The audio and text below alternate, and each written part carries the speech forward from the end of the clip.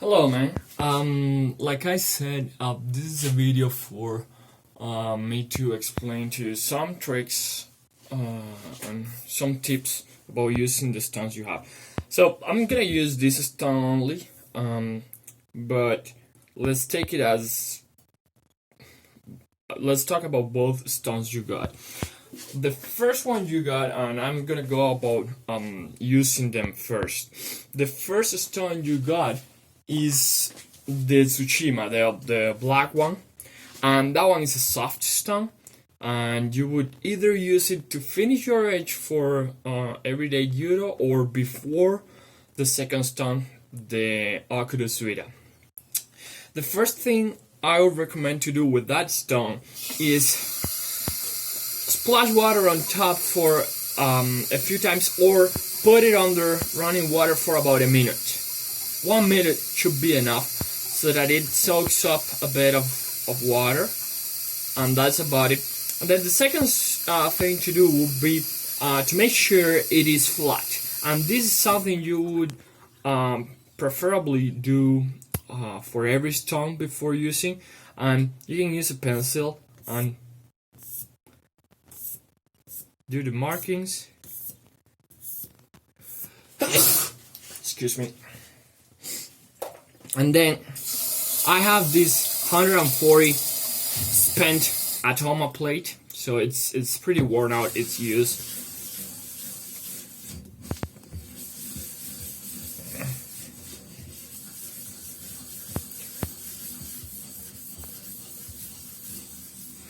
There, until I am through with it. Now, there is two things you can do with that first stone you have, the softer one.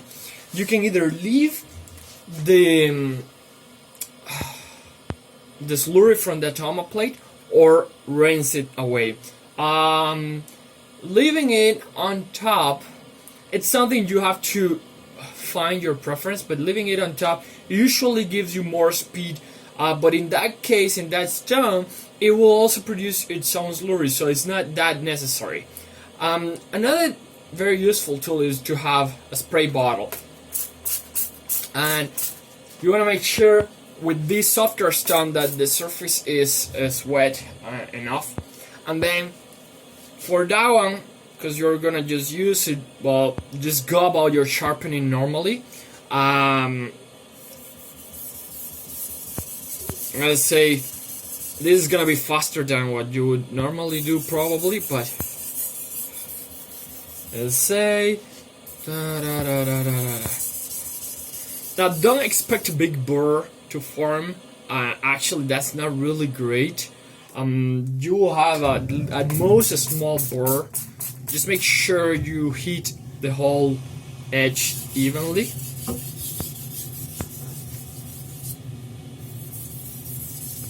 Now, after you're done with the initial part of the sharpening, you want to start refining the edge. For that, you want to rinse away that slurry that you form and get the stone to be just water on top of the stone. Rinse your knife, and now here you can refine a bit with lighter pressure.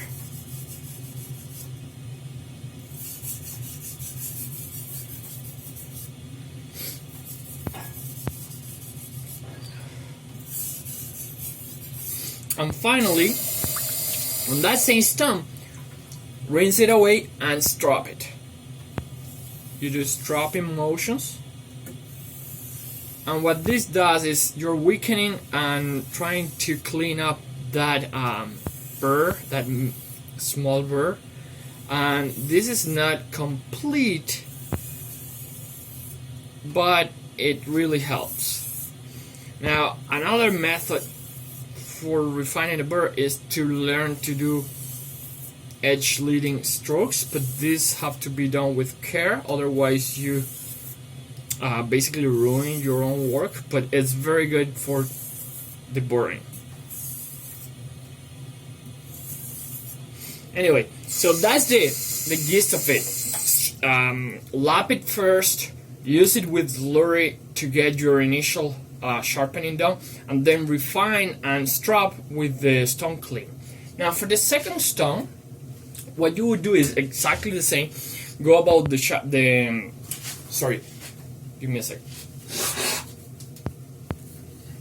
Go about the flattening, and then for that second stone, I would highly recommend that you do leave that slurry on for the beginning and do the same process. At the beginning, that slurry is gonna give you a lot of speed, but then you don't even have to rinse it all at once. You can just start rinsing it little by little, or rinse it all at once, either is fine, and then finish that edge on the stone clean without slurry. That's gonna give you the finest edge possible, if that's what you want. Now, that's mostly it for using them for edge. If you want to use them for polishing, it's a bit of a different story, and less likely that you will need the slurry on top, because hitting the stone with the bevel rises slurry more easily. And this is another technique that you can use to create your own slurry. Hit with the bevel first and then go about your edge sharpening. However, using the Atoma slurry is perfectly fine and is faster. Now, once you're done with your sharpening, right? Oh, sorry, something I forgot to mention is to be mindful of your water content on the stone, of your water management. So you always want to have a thin film of water on the stone. You don't want it to dry up, but you also don't want it to be overflowing with water, except when you're doing the stropping motions at the end. In that case, it's fine to have more water than you need, but normally you just want enough water to lubricate your sharpening, but not to be pooling on top of your stone. Okay, so sometimes if you put too much, you can do this and take some of the water off. The water management is a lot more complex and more important with natural stones than it is with the regular synthetic stones. Now, once you're done, let's assume you're done. So I finished my stropping, right? What I will do next is use a strap like balsa or something.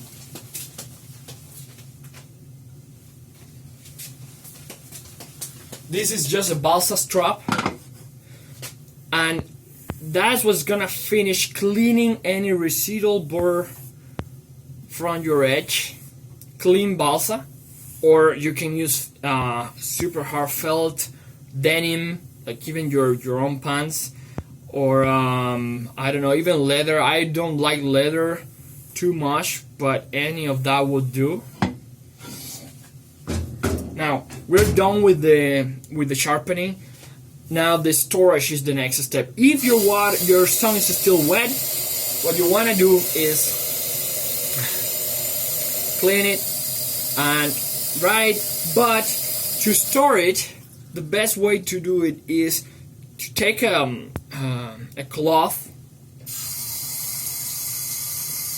get it damp, so not dripping wet, but damp, and cover the stone with that, and put the stone away in a place that's ventilated. So you don't want it to grow mold or anything, so you put it in a ventilated spot. Preferably, I have some racks that are like lines, so it doesn't have a lot of contact with any surface, but it doesn't really matter that much. Just put it in a well ventilated place that's away from direct sunlight, and put the wet cloth online. The reason for the wet cloth is to avoid the stone to dry too fast. If the stone dries too fast, it can start damaging the structure of the stone, especially near the surface. It's just a matter of drying it too fast. It doesn't give it enough time to reaccommodate to that, and it can start developing more cracks. So as mostly the advice I have so far. I hope that helps.